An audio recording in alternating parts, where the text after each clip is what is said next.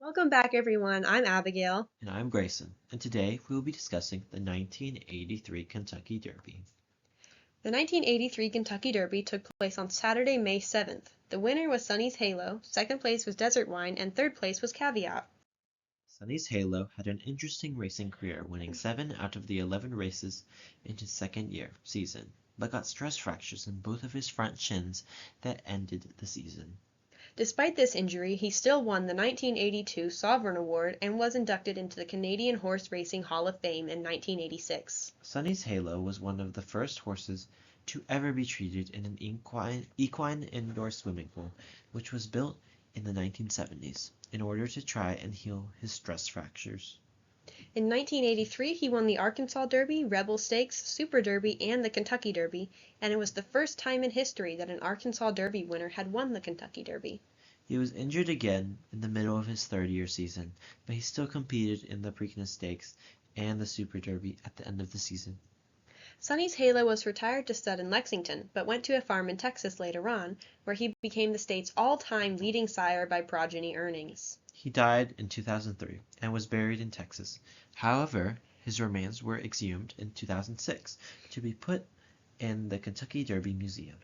When examining Sonny Halo's pedigree, we can see very familiar names, like Count Fleet and Celine, but also Nearco, who is a descendant of St. Simon and Polymelus. Additionally, we see Blue Larkspur listed a few times. He is a descendant of Bramble, Ben Brush, and Padua, who we have talked about in previous videos.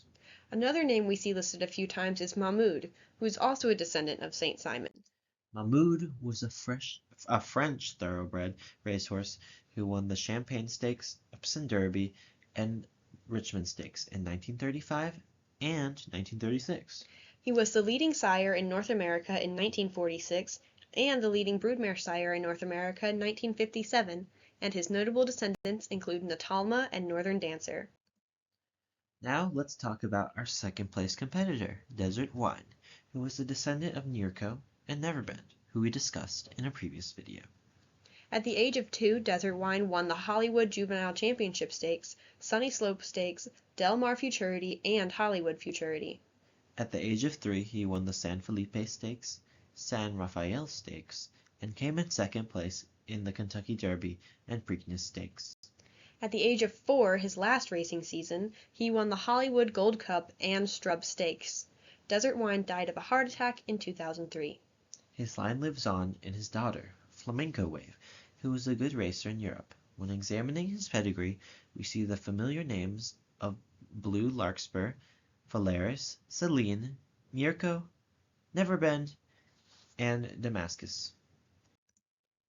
One name listed a few times on this pedigree is Dejabel. He was a French thoroughbred racehorse that won 15 out of his 22 races.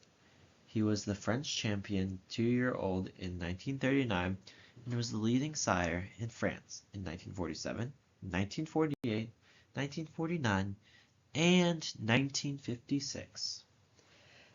Dejabel faced a problematic stud situation due to the Jersey Act's restrictions on American bloodlines in the British stud book, which we went in depth on in a previous video.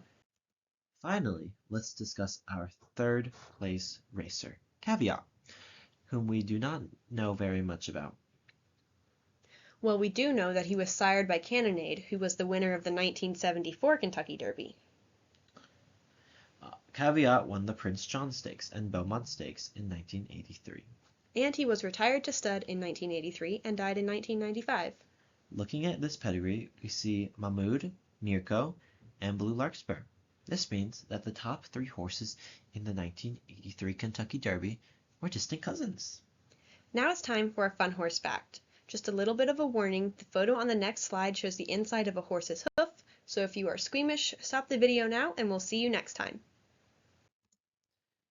Today's fun fact is straight from our Introduction to Equine Industry class, and it's that horses have one of the strongest hooves out of all hoofed animals. That's right. The coffin bone has hundreds of laminae, which act like Velcro strips, running up the length of the bone, where it connects to the hoof wall. The back of the hoof wall also has laminae, so the laminae can grip each other both up and down and side to side, and this makes the hoof super stuck to the bone. Just another way that horses are awesome. Very true. This slide contains all the sources we used in this video. That is all we have for today.